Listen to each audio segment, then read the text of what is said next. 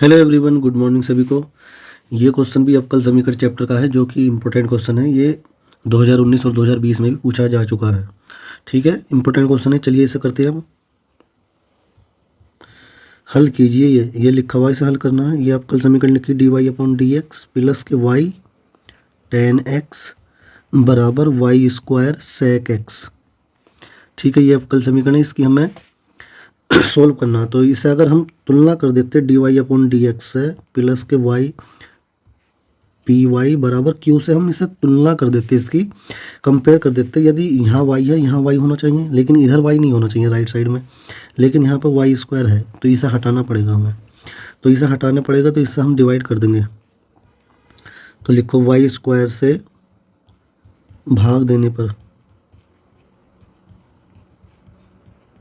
भाग देंगे तो यहाँ जाएगा 1/वाई square d y upon d x plus के y/वाई स्क्वायर टेन एक्स। चाहो तो एक वाई काट देते हैं आप, यहाँ वाई स्क्वायर बटे वाई स्क्वायर सेक एक्स।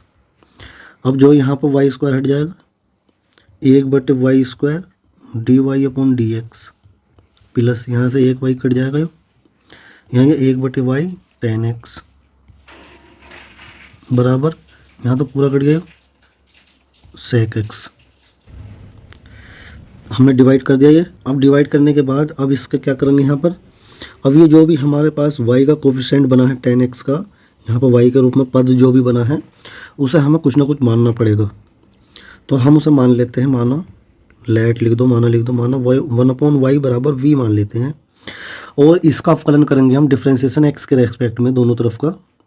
तो क्या आएगा, 1/y का करेंगे x के रेस्पेक्ट में, तो इसे ऐसे समझो y की घात -1 का कर रहे हैं, d/dx का। ऐसे चाहो तो लिख के भी कर सकते हो, इस टाइप से।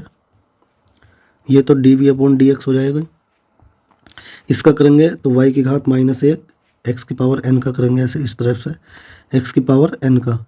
तो क्या होता है, n x की पावर n-1, ये वाला फॉर्मूला लगेगा यहाँ। तो y की पावर -1 और फिर y की पावर आ जाएगी पहले, और फिर एक पावर कम हो जाएगी, तो -1 और y की पावर -1 फिर y का करेंगे तो dy/dx, क्योंकि हम x के रेस्पेक्ट में कर रहे हैं।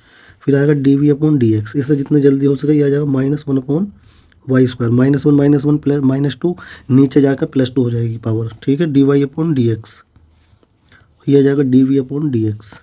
इसे याद कर लेना आप। ठीक है, x की पावर -1 अगर हो, y की पावर -1 हो, यदि हो, इसे इस रूप में लिखो या इस रूप में लिखो 1/y का, तो इसे याद कर लेना डायरेक्ट, 1/-1/y स्क्वायर। ठीक है, याद करोगे थोड़ी स्पीड बढ़ जाएगी। अब यहाँ पर ये आएगी, यानी माइनस सब गुणा कर दो, तो ये माइनस राइट साइड में पहुँच जाएगा आपका, राइट साइड में आएगा माइनस के dv/dx। अब इन दोनों वैल्यू जो है हमें इसी समीकरण में पुट करनी पड़ेगी। इससे समीकरण नंबर चाहे 1 कह देते हैं, पुट इन फर्स्ट, दोनों वैल्यू आपकी समीकरण 1 में रखने पर। तो अब हम यहाँ पर रखेंगे, तो यहाँ पर आ जाएगा 1/y स्क्वायर dy/dx की जगह तो क्या आएगा, माइनस का dv/dx। फिर आएगा 1/y की जगह v, इसके बाद आएगा सेक एक्स, राइट साइड में सेक एक्स। ठीक है, अब हम करेंगे माइनस से मल्टीप्लाई, तो ये माइनस का जो है ये होता है तो हो जाएगा प्लस का, ये हो जाएगा माइनस का, और राइट साइड में भी क्या आ जाएगा, माइनस। ठीक है, इसके बाद हम इसे ऐसे भी लिख सकते हैं, dv/dx प्लस v माइनस के टेन एक्स बराबर माइनस के सेक एक्स, ऐसे भी लिख सकते हैं इसे। अब हमें इसकी तुलना करनी पड़ेगी, कैसे समीकरण से, dv/dx प्लस के pv, यहाँ v है तो यहाँ भी v है, ठीक है, बराबर q। इससे तुलना करने पर हम कंपेयर कर रहे हैं, तो हमने ऐसे देखो इसलिए बनाया था ये v को प्लस का, क्योंकि यहाँ हमारे पास समीकरण में प्लस होता है। तो अब यहाँ देखो v है तो यहाँ भी v है, यहाँ v है तो यहाँ भी v है, तो जो भी v का कोफिशिएंट होगा वो हो जाएगा हमारे पास p की वैल्यू हो जाएगी माइनस के 10x, इसलिए मैंने माइनस को अंदर पहुँचाया। यदि आप यहाँ पे भी डायरेक्ट लिख सकते हैं तो यहीं पे तुलना कर देंगे। ठीक है, तो q का मान कितना हो जाएगा, q का मान हो गया तुम्हारा माइनस के सेक x। ये दो मान आ गए हमारे पास p और q के। इसके बाद हम इस अवकल समीकरण का निकालते हैं आई फैक्टर। आई फैक्टर को बोलते हैं समाकलन गुणांक,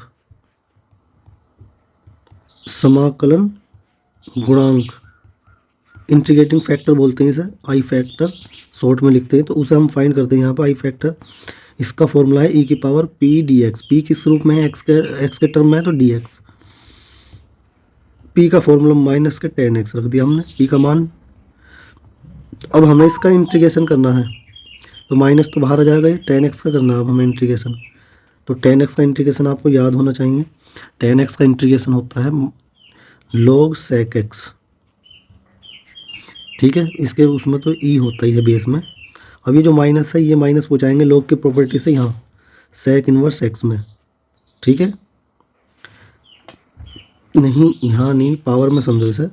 यहाँ भी लिख सकते हैं, एक ही बात होती है sec की, जैसे कि साइन ऐसा होता है ना, साइन स्क्वायर एक्स लिखो या साइन एक्स का स्क्वायर लिखो, दोनों एक ही बात है ये। तो हम यहाँ पर ऐसे समझो, यहाँ मैंने जो है इन्वर्स को यहाँ लिख दिया इसके पावर में, एक ही बात है ये दोनों, चाहे वहाँ लिखो चाहे यहाँ लिखो। अब हम क्या करेंगे, इसे ऐसे भी लिख सकते हैं log, ये बटे में जाकर प्लस हो जाएगा sec x, ठीक है। और इसे ऐसे भी लिख सकते हैं ई की पावर, ये कैलकुलेशन आप जितनी फास्ट करेंगे उतना सही है। cos x, इसका उल्टा cos x भी होगा, बेस में ई, ठीक है। यहाँ पर एक फॉर्मूला अप्लाई होगा, फॉर्मूला क्या है, यदि ई की पावर log ई ए हो तो इसकी वैल्यू ए ही आ जाती है, चाहे इसमें एक्स लिख लो चाहे ए लिख लो, मर्जी है वो तो, ठीक है। ये वाला फॉर्मूला यहाँ अप्लाई होगा। तो आई फैक्टर की जो वैल्यू है वो क्या आ जाएगी, वो आ जाएगी तुम्हारी cos x। आई फैक्टर की जो वैल्यू है वो आ जाएगी cos x, ठीक है। अब इसे और कितनी जल्दी करना है, कैसे करोगे, और जल्दी करने का तरीका है, इसका फॉर्मूले इंटीग्रेशन का जो आप याद कर लें वो क्या क्या होता है। जैसे कि इंटीग्रेशन 10x का जो होता है dx का, ये होता है log sec x, ठीक है। एक इसका और होता है 10x का माइनस के log cos x। अगर आप माइनस में cos log x लिख देते हैं तो इसका इंटीग्रेशन फटाफट हो जाता है। जैसे कि हम e की पावर माइनस 10x का इंटीग्रेशन करना था हमें यहाँ पर, ठीक है। तो e की पावर माइनस 10x का इंटीग्रेशन लिखते हैं हम माइनस log cos x, तो माइनस माइनस तो प्लस हो जाता है ये, तो log cos x आपका डायरेक्ट आ जाता है, यहाँ पहुँच जाते हैं आप डायरेक्ट, ठीक है। याद कर सकते हो तो याद कर लेना इसे, तो डायरेक्ट हो जाएगा, वरना आप ऐसे कर लेना, ठीक है। तो हमारे पास आई फैक्टर का मान आ गया। अब आई फैक्टर के बाद हम निकालते हैं उस अवकल समीकरण का सॉल्यूशन यानी हल, ठीक है। तो सॉल्यूशन इज लिखेंगे, सॉल्यूशन इज या हल लिख दो, तो दी गई समीकरण, दी गई यानी इस वाली समीकरण का ज्ञात कर रहे हैं अब हम, जहाँ से हमने इसकी तुलना की थी इस वाली समीकरण का, ठीक है। ऊपर मैंने समीकरण 1 माना तो सही से चाहो समीकरण नंबर 2 भी कह सकते हैं। समीकरण नंबर 2 का हल लिखना हमें। तो अब यहाँ पे देखो, यहाँ पे क्या लिखा हुआ v, तो यहाँ लिखेंगे हम v, सॉल्यूशन में v आई फैक्टर, फॉर्मूला बना रहा हूँ मैं इसका v आई फैक्टर, फिर लिखेंगे q आई फैक्टर। तो q जो है आपका जो है किस फॉर्म में है, x के रूप में, तो यहाँ dx आएगा, यहाँ इंटीग्रेशन आएगा प्लस c, ये एक तरह से इसका फॉर्मूला हो जाएगा, ठीक है। वहाँ v था तो v लिखेंगे, t होता तो t लिखते, एक y होता तो y लिखते, ठीक है। अब इसके बाद v लिखा हमने, और आई फैक्टर का मान है cos x। q का मान क्या है हमारे पास, q का मान है हमारे पास माइनस के sec x, माइनस के sec x, और आई फैक्टर का मान है cos x, ठीक है। और ये आ गया dx प्लस c।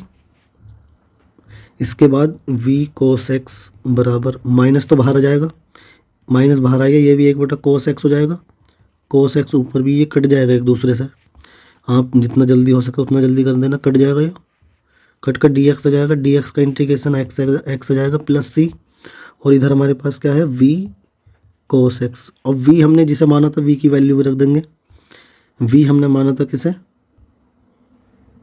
ये लिया 1/y को, 1/v की जगह 1/y पुट कर देंगे यहाँ पर, v cos x तो पुट कर देंगे, v बराबर 1/y, तो यहाँ आ जाएगा 1/y cos x बराबर minus x plus c, y की क्रॉस मल्टीप्लाई कर देंगे, ये भी इसका आंसर है, आप चाहे यहीं छोड़ देंगे, ये भी आंसर है, ठीक है। इसका सोल्यूशन ये भी है, या y की क्रॉस मल्टीप्लाई कर दो तो cos x बराबर माइनस का xy प्लस cy, आप या ऐसा लिख दो या ऐसा लिख दो, दोनों आंसर हैं, ठीक है। तो ये क्वेश्चन आपका यहाँ कंप्लीट हो चुका है, फाइनल आंसर आ चुका है इसका। उम्मीद करता हूँ दोस्तों आपको इसका सोल्यूशन पसंद आया होगा। वीडियो को लाइक करके जरूर जाएं और चैनल को पहली बार वीडियो देखने तो सब्सक्राइब भी कर लें। ठीक है, मिलते हैं जल्दी नेक्स्ट वीडियो में। Okay bye.